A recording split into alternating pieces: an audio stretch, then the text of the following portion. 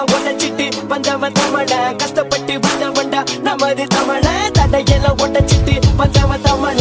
படிச்ச மட்டும்தான் கடைக்கும் சோறு படிப்பு இல்லனா குடிப்ப கூழு படிச்ச மட்டும்தான் கடைக்கும் சோறு படிப்பு